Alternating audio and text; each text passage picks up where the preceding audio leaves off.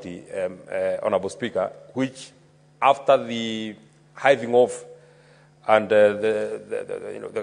after counties came by, Honorable Speaker, either their old district headquarters were taken to other places, or they never enjoyed to have been headquarters of former provinces, Honorable Speaker.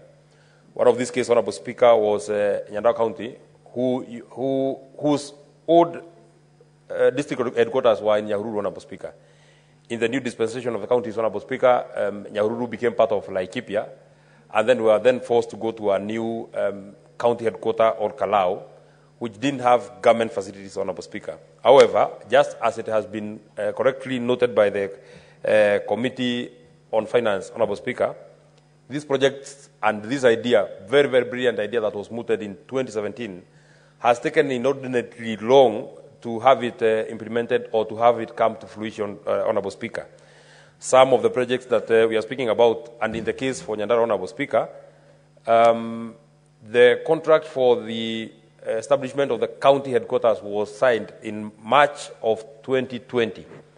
So close to 5 years later, Honorable Speaker, not really much has been able to be achieved because as it is in the project status right now, Honorable Speaker, the county headquarters has only been done up to about 55%, Honorable Speaker.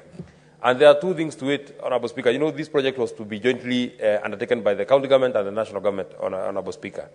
And since we were invited by the committee twice, my own governor, myself, and the other governors from the other counties and the other senators from the other counties, Honorable Speaker, Tharaka Nithi, Lamu, Isiolo, and Tana River, there are two things that came out very clearly, and I think it is in the recommendation of the committee. And I think it is fair that I also report, to the best of my knowledge, especially for the case of Nyandarua,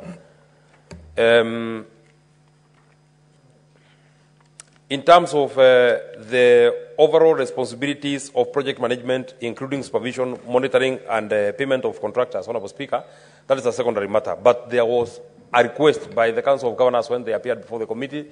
There was a request by the governors when they appeared before the committee, the governor for Tharaka Nithi and the other 5 governors, Honorable Speaker, that they requested that now this project is now transferred to the counties, Honorable Speaker, for two things. One, Honorable Speaker, most of these projects had variations that were over 25% that is acceptable in law, Honorable Speaker. The initial cost of the county headquarters for Nyandarua was supposed to be 412 or 427 millions, Honorable Speaker.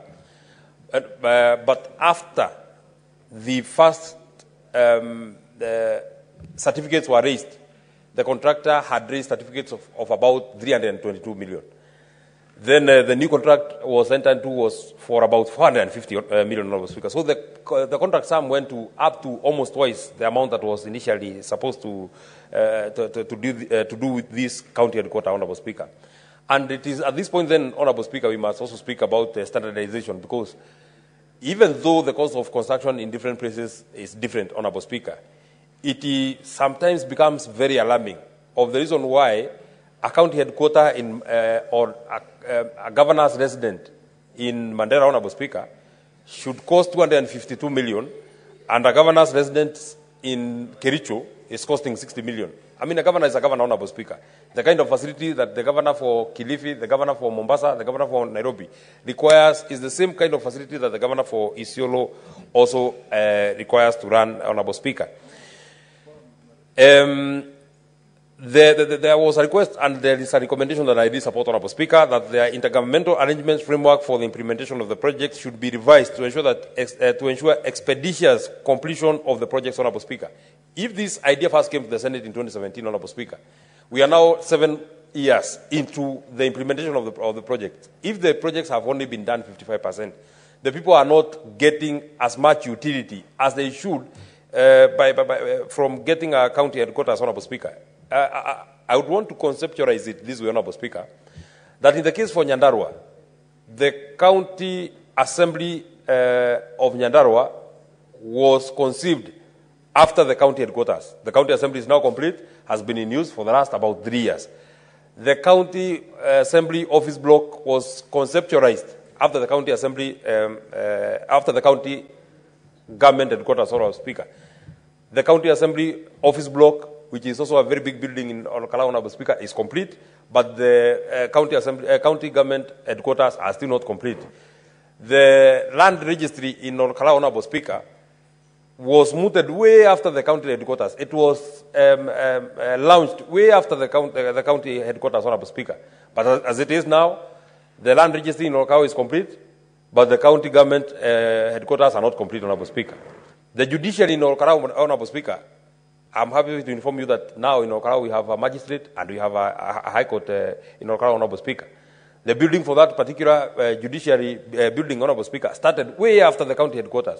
But the judiciary is complete, it is in use, but the county headquarters is yet to be in use, Honorable Speaker. So this completion of this county headquarters must be expeditious. And now that this project has been handed over to the county government, especially in the case of Nyandarua, because I saw the governor with the PS for Treasury and the team from the Treasury, Honorable Speaker, midwifing the handover from the national government to the county government. I now want to wish that now this matter becomes now a matter of the past. If there are monies that remains, because out of the monies that we are supposed to get from the national government in the 2022-2023 budget, only about 800 million had been released out of the money that the national government had committed of 1.8 billion, Honorable Speaker. I am not so certain how much was able to be absorbed in the 2023-2024 budget, Honorable Speaker. But if there are monies that are remaining in the national government, I think it is high time that we now ensure we send this money.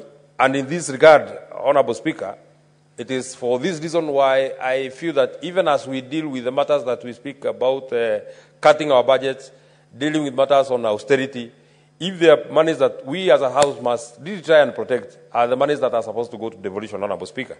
Because even though the finance bill did not see the light of the day, Honorable Speaker, it does not mean that we cannot be able to collect as much as we collected last year. The minimum that we can get is what we got last year. We cannot go lower to what we got last year, Honorable Speaker, in terms of the monies that we are sending to the counties. If anything, Honorable Speaker, even revenues have expanded. The revenues that we are collecting this year are not the same revenues that we collected last year. So if our revenues are expanding, if the budget of the national government is expanding, Honorable Speaker, we must also expand the budget of the counties. You know, Honorable Speaker, we were being told that national government has a big burden, which I actually agree, because we need to absorb JSS teachers, Honorable Speaker. We need to ensure that we take care of our doctors, Honorable Speaker. But we cannot forget that even as we absorb JSS teachers, Honorable Speaker, there is the plight of ECD teachers that are in our counties, Honorable Speaker, who are earning a meager 8,000, Honorable Speaker. If we cannot send enough money to ensure that we help governors so that they can have the ECD teachers put in a very good contract so that they can be able to enjoy the fruits of their labor, Honorable Speaker, we shall have done a disservice to our counties.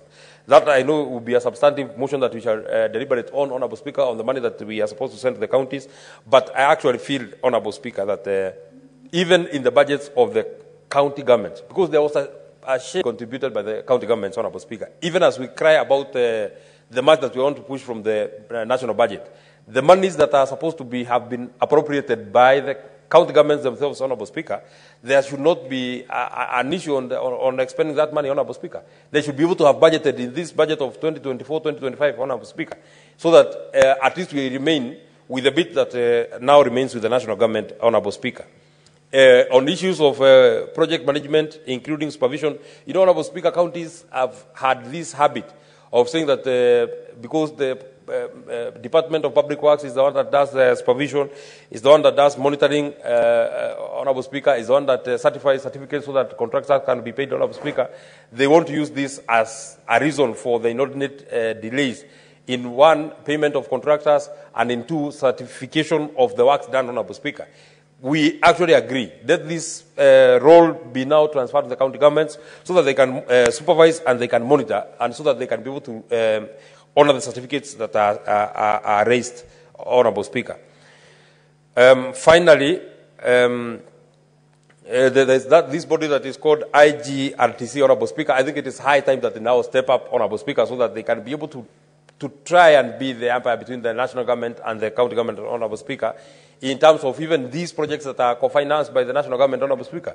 In most of our counties, and you know, Honorable Speaker, it was part of the dreams, it was part of the manifesto of this particular administration, Honorable Speaker, to ensure that we have an industrial and aggregation park, county industrial and County Aggregation and Industrial Park, KAIP, in every county, Honorable Speaker, in every of our 47 counties, Honorable Speaker. The financing of this particular county aggregation and industrial park was supposed to be 50-50, Honorable Speaker. The national government was supposed to give 250. The county governments were supposed to give 250, Honorable Speaker. In most of the counties, you ask the senators here, even those ones that these projects have been launched, Honorable Speaker, you find that counties either do not have the money, have not put the money, or the national government have not put the money, Honorable Speaker. You know, there's a second program from the national government that has been very successful on the community health promoters, and you know we dealt with this bill when we were in Turkana, Honorable Speaker.